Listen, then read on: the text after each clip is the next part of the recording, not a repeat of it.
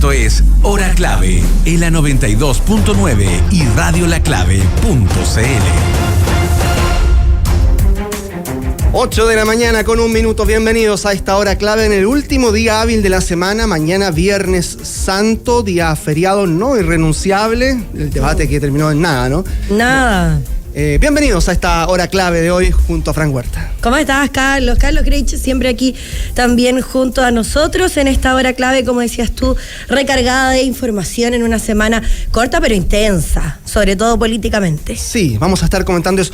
Venía pensando... ¿Qué venías pensando? Nosotros generalmente acá en nuestro programa hacemos, yo al menos tengo anotado aquí una lista de todos nuestros invitados, los entrevistados que tenemos en el programa. Ajá, sí. Entonces, claro, ponemos una lista con los alcaldes, una lista con los gobernadores, diputados, senadores. Ministro. Y otra lista con los candidatos presidenciales. Sí. Entonces, ¿hablado Milosevic lo vamos a tener que sacar de esa lista o lo dejamos ahí mismo? Dejémoslo como pre-candidato, claro. Ya no. Ya una no. cosa así. Una lista aparte, claro.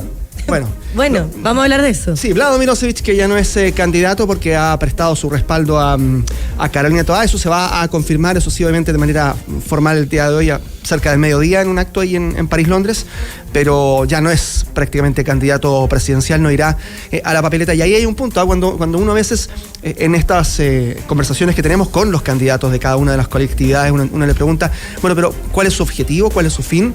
No es que uno obre de mala fe o esté dudando innecesariamente de la persona, sino que estas cosas se hacen, estos mecanismos de ir a una candidatura para luego retirarla y prestarle apoyo a otro, esto se ha hecho desde el principio de los tiempos. Sí, de todas maneras, y por eso, según los entendidos, los más cercanos, ha hablado Milosevic, todo cambió cuando se promulgó ahí la candidatura de Paulina Bodanovich desde el Partido Socialista y sería ella quien le entregaría este apoyo formalmente hoy, como tú decías, Carlos. Así es, a las 8:03 ya los invitamos a que nos acompañen en la revisión de las claves del día.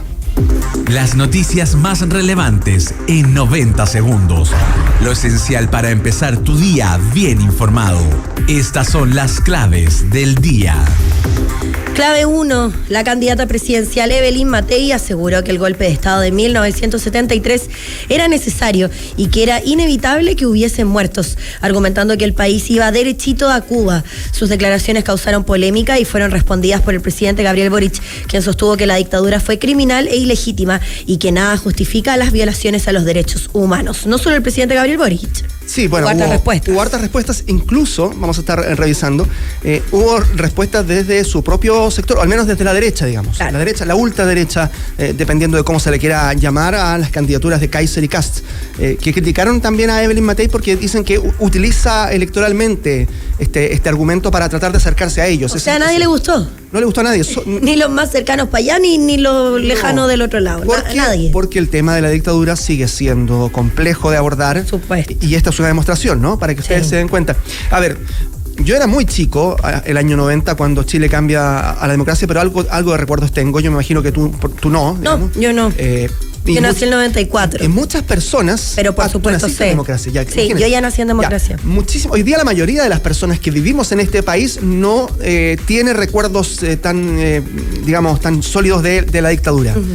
Pero hay una historia que se ha escrito, hay una historia que se ha establecido, totalmente, que ha sido comprobada con investigaciones de amplios informes, el informe Rettig, el informe Valech, y esos informes son muy claros respecto de los crímenes que se cometieron en dictadura desde el 11 de septiembre de 1973.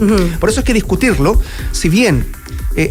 hace bien para recordar, el tono en el que lo hace Evelyn Matei parece un poco irrespetuoso también para muchas personas. Hay cosas que no se olvidan. Además, ojo, que ella dice que, después vamos a escuchar también esa declaración, sí, por supuesto. Ella dice que distorsionaron sus declaraciones, pero textual, ella dice, era bien inevitable que hubiesen muertos en el 73 y el 74. Bueno, ahí está.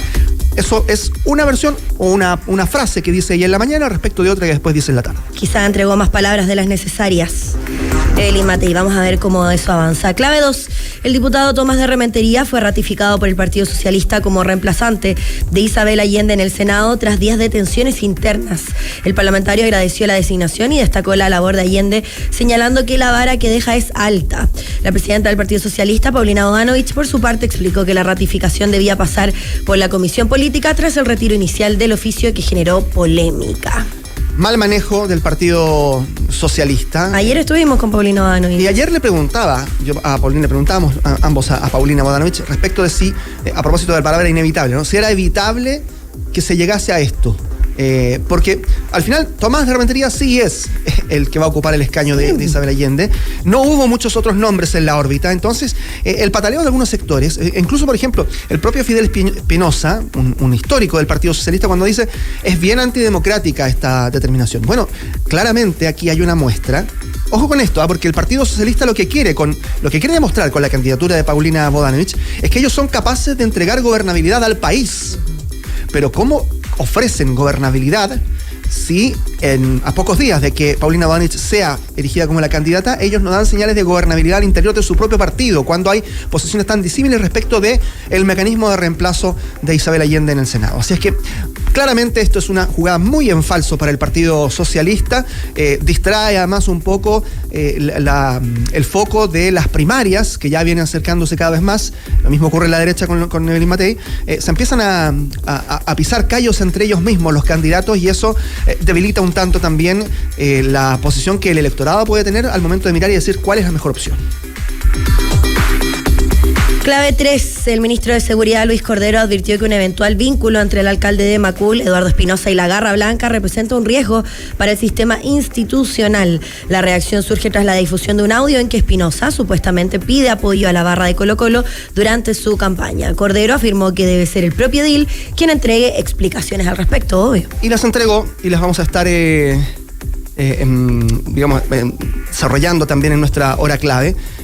A propósito de palabras que ayer se dijeron mucho, inevitable, y otra palabra que se dijo mucho es distorsionado, porque el alcalde de Macul después dice que el audio fue sacado de contexto y fue distorsionado. Eso es lo que dice él. Vamos a estar revisando eso. ¿Distorsionado tecnológicamente? Aparentemente es un audio editado. Ya. Lo que dice. No, bueno. Más que distorsionado, digamos, en términos de fidelidad o de... Claro, claro. Lo que dijo estaba editado, y por eso se distorsiona el sentido. Eso es lo que dice el alcalde de Macul. Ahora, aquí es cierto que la Garra Blanca y también las otras barras bravas, algunas de ellas por lo menos, para no, digamos, tiranizarlas a todas, pero la Garra Blanca y algunas otras grandes barras bravas tienen inevitables nexos políticos. En los años 90 las barras bravas tuvieron nexos políticos que se hicieron ampliamente abiertos, cuando todavía, o cuando ya incluso había hechos de violencia. Recuerdo yo el bombo de la Universidad de Chile, que le regala en ese tiempo un grupo de parlamentarios. Ese fue el ejemplo más claro, digamos, en ese momento. Pero todos los nexos entre la política y las barras bravas han existido. Todavía hay que investigar. El propio Luis Cordero dice, bueno, hay que revisar bien los antecedentes, pero tal como lo dice el ministro, sería bastante complejo de saber en medio de esta semana, en la que además se siguen sumando antecedentes respecto de la participación de carabineros en el atropello de estos dos jóvenes, en una situación que claramente enrarece todo, ahora más con estas declaraciones. Y clave 4, ay, pensé que ya estábamos listos. No, clave 4, falta una. Re importante, la Dirección del Trabajo desmintió a Carol Lucero, quien aseguró en redes sociales que la entidad descartó acusaciones de abuso laboral en su canal Like Media. Según la ADT, no hubo investigación formal porque no encontraron personas en la dirección registrada.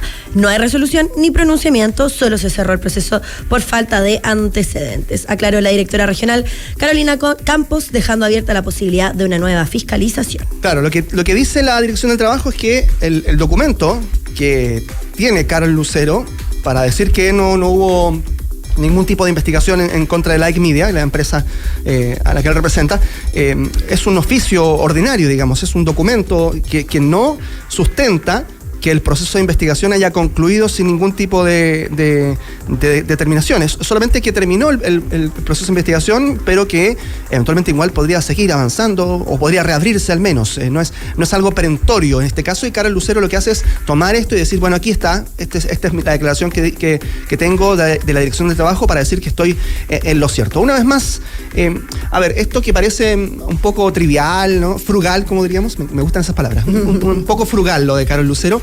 No lo es tanto. Periodístico tu concepto. Sí, también. Pero ojo, no es tan trivial, porque la realidad de Carol Lucero, que se expone obviamente por su calidad de hombre público, de una persona que además ha sido súper mencionado hace muchos años en redes sociales, qué sé yo. En televisión. bueno, también la pueden vivir otras empresas que también utilizan este mismo argumento de el trabajo por la experiencia, ¿no? Para que distintas personas puedan estar sin la remuneración correspondiente. O sea, ojo, por eso digo yo, es un ejemplo, parece incluso farandulero, ¿no? Pero no lo es tanto cuando sabemos que hay otras empresas que podrían incluso tomar estos argumentos de Carol Lucero y decir, bueno, yo tengo la razón, y no es así. Política, economía, deportes, cultura y tendencias. Un ranking con contexto. Las claves del día en Hora Clave. Respecto a nuestra clave 4 del día, no lo quise decir dentro de este ranking que tenemos, pero el otro día estuve en un lugar social, digamos. ¿Sí? En un evento. Un evento social, claro, donde había todo tipo de personas de diferentes rubros, digamos. ¿Ya? Y llegó de sorpresa Carol Lucero. Y las personas encargadas del evento decían, pero ¿qué hace aquí? Porque se supone que iba su pareja. ¿No estaba invitado? Estaba su pareja invitada, pero no él. Entonces, ¿y llegó solo? ¿O claro, llegó las marcas se escandalizan. Llegó solo. Yo lo vi llegar, solo. Quizá uno entró antes que lo otro, no sé, pero... A lo mejor llegó por la experiencia. Puede ser. Todo que ver. Vamos a ver si es que también fue la experiencia. Nos comentan nuestros auditores, nuestros YouTubevidentes a través de nuestro canal de YouTube Radio La Clave. No lo hagan por la experiencia. No. No, aquí tenemos incluso concursos. Por la experiencia, ganarse el libro, sí. Claro, sí, ¿viste? Vamos a tener el libro ahí. El libro de Carlos Vaso. Matías nos puede luego traer el libro para que lo mostremos por última vez, porque al final del programa vamos a estar entregando ese libro a quienes nos escriban en las claves del día de hoy, pero también a quienes nos han escrito durante toda esta semana ahí en esos posteos que diariamente hacemos con las claves del día. Y siempre hay nuestros auditores nos están comentando, hay comentarios bastante interesantes. Me gusta que en Metrópolis AM, que tenemos este conjunto de auditores ahí que también se traspasan a nuestro programa, hay muchas mujeres comentando. Claro. Siempre comentan muchísimo fútbol, así que son bien participativas las mujeres, más que los hombres incluso. Y ahora nos dice Harry que él cree en estos vínculos políticos. Dice Santibáñez, el alcalde de Macul, el ministro Pizarro, gobernadores han dado muestra de esto. Sí, bueno, vamos a estar conversando con todos ustedes, así es que los invitamos a que sigan interactuando. Hora Clave. Noticias, análisis y contexto en una hora. Nuestra clave 1 del día, sin lugar a dudas, Evelyn Matei. Sí, que en rigor lo de ayer en Radio Agricultura, todos conocemos la naturaleza del programa de Checho Irane, y la opinión que él tiene también del golpe militar, de la dictadura, a la que él no llama dictadura, sabemos, bueno, y un montón de otras cosas que él esgrime y toda la audiencia que también lo representa muchas veces y que le encuentra la razón. Y una entrevista muy larga. Es una entrevista de 2 horas, que también termina no siendo una entrevista como tal, sino más bien una conversación, porque el propio Checho Irane le dice, bueno, somos amigos, somos conocidos, te conozco, empiezan a hablar de su vida largamente, y en medio de eso, claro, llegan al momento del 11 de septiembre del 73. Y allí es cuando ella, Evelyn Matei, dice, textual, vamos a leerlo, para que ustedes también puedan hacerse una idea. A ver, esto lo hemos comentado, seguramente usted también lo ha leído ya, pero en rigor es bien importante saber qué es lo textual que dijo para después ver las reacciones e incluso de la propia Evelyn Matei. Ella dice en esta entrevista, mi posición es que no había otra, que nos íbamos derechito a Cuba, dice. Probablemente en el principio, el 73, 74, era bien inevitable que hubiesen muertos. Pero ya cuando llegó el 78 y el 82 y siguen ocurriendo, ahí ya no. El 78 llega Fernando Matei, el papá de Evelyn Matei al gobierno. Ella dice, desde esa época ya no hubo, todos los ataques y violaciones a los derechos humanos ya no eran, más bien dicho, para ser riguroso, ya no eran para ella algo que debiese haber sido lo correcto, pero o evitable. Pero lo inevitable era que murieran personas el 73 y el 74, dice Evelyn Matei. Lo cierto es que los informes que yo mencionaba al principio, el informe Balich, el informe Rettig, que hablan de violaciones a los derechos humanos, de ejecutados políticos y detenidos desaparecidos, de personas que hasta el día de hoy todavía no aparecen y ya no van a aparecer probablemente porque la información no emanó por parte de las fuerzas militares, esas personas murieron en condiciones inhumanas y también con ataques y violaciones a los derechos humanos desde el 11 de septiembre de 1973. La fecha 73-74 es algo que Evelyn Matei pone como un criterio que ella estima que hacía de una u otra manera inevitable, quiero decir. Voy a decir la palabra correcta porque uno puede eventualmente decir después que está catalogando de una forma que no es la declaración. Ella dice, en 73 y 74 es inevitable que murieran personas. pero eso es justificar. Sí, tal cual, sí, ese fue el concepto que ella utilizó y por supuesto que las críticas llegaron, pero estos informes que tú mencionas, Carlos, son súper importantes en el ámbito de que avalan esto como lo contrario a todo lo que menciona Evelyn Matei y tiene que ver con algo mucho más allá de la carrera presidencial, que en este momento, por supuesto, no le acompañan estas declaraciones y desde la carrera y desde esta lucha política constante que hemos visto en los últimos días, que está bastante álgida porque ya nos vamos encaminando mucho más a los últimos plazos de la carrera presidencial, se sabía y se comentaba que Evelyn Matei es muy buena para hablar y para entregar declaraciones bien desde la guata, claro. Como se dice en buen chileno, y esto podía pasar y era una mala instancia entonces para entregar declaraciones como estas en una entrevista así, con una persona de su confianza como es claro. Checho Irane. Ahí el contexto también es importante, ¿no? Era el momento como para cometer el error que todos sus contrincantes estaban esperando. Sí, y probablemente además enrarece, ojo, que ayer la centro derecha, Chile Vamos, iba a anunciar primarias, ya la realización de primarias, porque entró Chaguán, sí. Carter, que parece que va a participar también de lo mismo. Sí. Y este proceso de primarias que además hace que... Luciano Cruzcoque, claro. Este proceso de primarias que además hace que eventualmente la centro derecha no pierda protagonismo en medio de las primarias del oficialismo, queda súper enrarecido y se enturbia el ambiente con las declaraciones de Evelyn Matei. Ahora, hay muchísimas declaraciones, ya lo decíamos, múltiples reacciones, desde la centro izquierda todos los candidatos prácticamente hablaron, entre ellos la ex ministra Jara, por ejemplo, que habla de una cierta desesperación en medio del ambiente electoral, y Carolina Toá. ¿Y por qué vamos a rescatar y vamos a escuchar a Carolina Toá? Porque en rigor ella habla de su experiencia personal, de lo que ocurrió con Jaime Toá, con su padre, durante la dictadura, así es que los invito a que revisemos las declaraciones de la candidata presidencial del PPD. Lo considero de una violencia y de una brutalidad que jamás me esperé a estas alturas tener que escuchar. Nunca son inevitables, menos aún necesarias, los asesinatos, la prisión política, los campos de concentración, los secuestros. Y creo que en particular, tener que escuchar a la señora Matei decir que en unas fechas determinadas que ella estableció, sí eran inevitables. Bueno, la muerte de mi padre entró dentro de esas fechas que ella considera inevitables.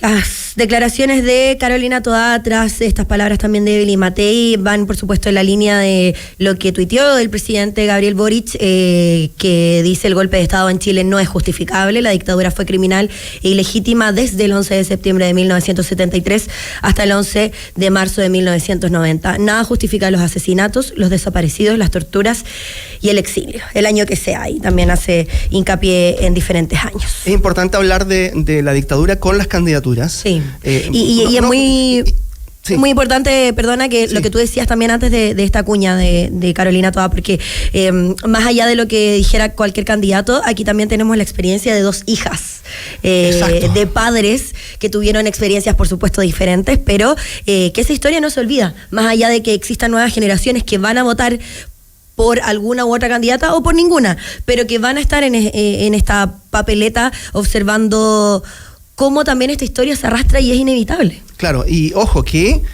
por eso decía yo, la importancia de hablar de la dictadura en nuestro país no tiene que necesariamente no hace referencia solo a remover el pasado, a escarbar en el pasado como un argumento electoral, como dicen muchas veces algunos políticos. Tiene que ver con que eventualmente ya hay un consenso, incluso en la conmemoración de los 40 años, de los 50 años del golpe. Hubo un consenso político, del cual incluso participaron personeros tan importantes de la derecha política o de la centro derecha como el propio expresidente Piñera. Sí. Y hubo un consenso de que esta historia no debe repetirse. Y mencionar que hubo muertes que eran inevitables, que había situaciones que eran necesarias, en rigor lo que hace es devolver el debate a decir, a ver, ojo, entonces sí podríamos eventualmente romper este consenso y decir, claro, que era necesario y que podría ser eventualmente necesario alguna otra vez. Va por ahí el debate. A pesar de las conversaciones, a pesar de los 50 años, se vuelve a abrir la herida, pero más allá de eso, que por supuesto es una perspectiva desde las izquierdas y que se refriega constantemente cuando aparecen declaraciones como estas, también desde las derechas, no desde las derechas más extremas, digamos, tampoco están de acuerdo porque les parece bastante oportunista las declaraciones de Evelyn Matei. Porque se les acerca más ideológicamente a lo que ellos han defendido a ultranza. Y que no es un secreto.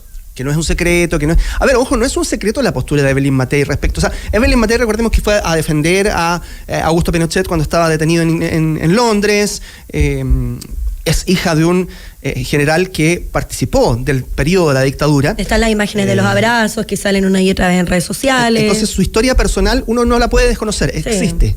El punto es volver a abrir un flanco respecto de un consenso que ya existía. Y el punto también es, ¿qué era qué? Que las violaciones, los derechos humanos... Por supuesto, de todas maneras. Eso no puede volver a repetirse. No se puede volver a repetir, pero más allá de esa perspectiva y de la historia de Evelyn Matei y familiar, que es lo que se menciona y lo que se recalca, de todas maneras las personas pueden cambiar y pueden cambiar de perspectiva y eso también, bueno, es lo que los mantiene en la esfera política. O bueno, personas como, decíamos, esta extrema derecha que se mantiene bastante sólida con su pensamiento, nos guste o no, y que ha ido atrayendo a muchos más adherentes del último tiempo, pero que sienten que esta vuelta de tuerca constante tampoco corresponde, porque claro, Evelyn Matei está ahí en ese limbo de la derecha de Chile Vamos constantemente.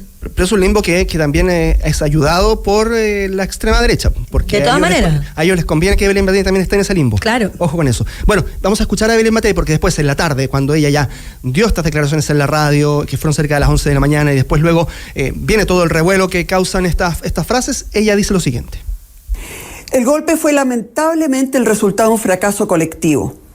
La incapacidad de la política para encontrar una vía democrática de solución a los desacuerdos. Hoy la izquierda, que hace gobierno con el Partido Comunista, que justifica lo que ocurre en Venezuela, Nicaragua, Cuba y Corea del Norte, distorsiona groseramente lo que he dicho. Se los digo fuerte y claro. Nunca he justificado ni justificaré las violaciones a los derechos humanos. No conversan bien estas dos frases. ¿Cómo? O sea, se entiende además que este es un comunicado bastante planificado, tuvo hartas horas también para no solo conversarlo con su equipo más cercano, sino que también ella reflexionarlo y se distingue que es un mensaje leído, pero esa misma última frase, nunca justificado ni justificaré las violaciones a los derechos humanos, como tú dices, no conversa con las declaraciones de la mañana. No se condicen, porque en la mañana ella dice... es bien inevitable que hubiese muertos el 73 y el 74. Esa es la frase textual de Evelyn Matei. Por lo tanto, ella sí, eventualmente ahí uno puede decir que hay por lo menos un dejo de justificación respecto de lo que ocurrió, al menos durante esos 2 años. Información con análisis, contexto y opinión. Esto es Hora Clave por la 92.9 y radiolaclave.cl.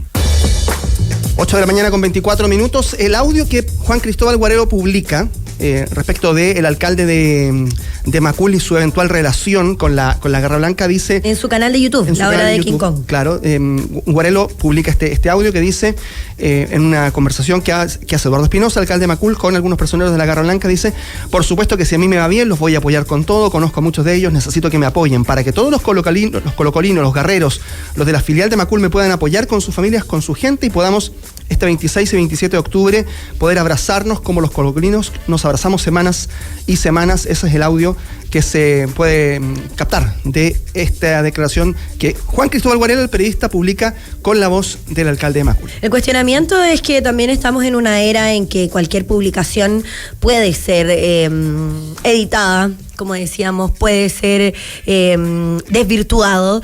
Digo cualquier publicación porque no solo un audio, hay videos también, y por supuesto, más allá de esto que dice el mismo alcalde, que no tiene nada que ver con él, que habría sido editado, que habría sido cambiado, digamos, a favor de, o en contra del mismo, tiene que sustentarse con una investigación. Al final, más allá de que estemos entre dimes y diretes, si es que realmente era su voz o no, si es que estaba desvirtuado, bueno, al final tiene que ver con toda una investigación de los vínculos que son muy necesarios de conocer. Por supuesto, porque además hemos sabido ya de los innumerables delitos que se cometen al interior de los estadios y al interior especialmente de las barras bravas y que muchas veces quedan absolutamente en la impunidad. Y que tiene que ver con una pregunta que nos hemos hecho desde esa noche, claro, desde ni siquiera el viernes, porque aquí fue cuando lo abordamos, pero desde el jueves teníamos esta pregunta de ¿dónde está la inteligencia de este país? Una inteligencia que no solo tiene que ver con lo que ocurre dentro del estadio, una inteligencia que uno también, por supuesto, hace esta pregunta que no se responde, o sea, que uno dice, pero ¿cómo puede ser que nosotros mismos estamos viendo en la televisión, o sea, ni siquiera en redes sociales, en la televisión, las caras de las personas que entraron a la cancha, sin ir más lejos, más allá de estas declaraciones a propósito de lo que hablábamos recién de Evelyn Matei, de que no habían cámaras, finalmente sí habían, bueno, esa inteligencia que por supuesto puede ir más allá de los hechos que conocimos dentro del Monumental. Tienen que ver con el alcalde, por supuesto. A ver, revisemos las declaraciones que dio después, más tarde, el alcalde de Macul. Frente a las diferentes versiones de prensa que hacen alusión a un supuesto vínculo de mi persona con la Garra Blanca, basándose en un antiguo registro de audio privado, es imprescindible aclarar lo siguiente. No tengo, no he tenido, ni tendré vínculo alguno con la Garra Blanca. El registro que se hizo público sin mi consentimiento es un audio editado, sacado de todo contexto, enviado en diferentes momentos, donde se ha distorsionado su sentido con el objeto de hacer parecer algo que no es y producir un daño político. En ese sentido, he solicitado a mis abogados que estudien tomar las acciones legales correspondientes para que se investigue a fondo el origen de dicha manipulación. Si esto es tal como dice el alcalde de Macul, de que fueron diferentes audios que se entregaron en diferentes contextos, bueno, observemos cuáles eran esos diferentes audios. Así es, eso es lo que tiene que venir a partir de ahora en la investigación. Y por lo demás, es un riesgo institucional, dice Luis Cordero, si es que se corroboran estos audios, porque cuando le preguntaron al ministro de Seguridad Pública, él todavía no había escuchado esto que había publicado Juan Cristóbal Guarelo. Sigue generando entonces revuelo. Todavía faltan los castigos a Colo-Colo por parte de la Conmebol, que se ratifiquen. La Universidad de Chile tampoco está muy felices con todos los cambios. No, absolutamente. Bueno, habrá que ver qué ocurre. Lo cierto es que el fútbol, no solo el fútbol, ¿no? La sociedad chilena en general se ha visto muy debilitada también en su ánimo, especialmente con todos estos antecedentes, y este es uno más. Porque entender la noticia importa. Esto es Hora Clave.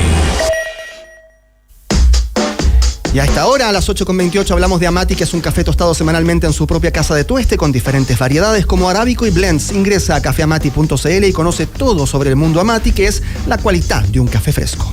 Puedes darle un giro a tu día también con la mejor casa de apuestas de Latinoamérica. Juega y gana en grande con micasino.com. Con el código clave duplicarás tu primer depósito y así ya tienes tu nuevo aliado en entretenimiento. Así que disfruta y no te quedes fuera de micasino.com.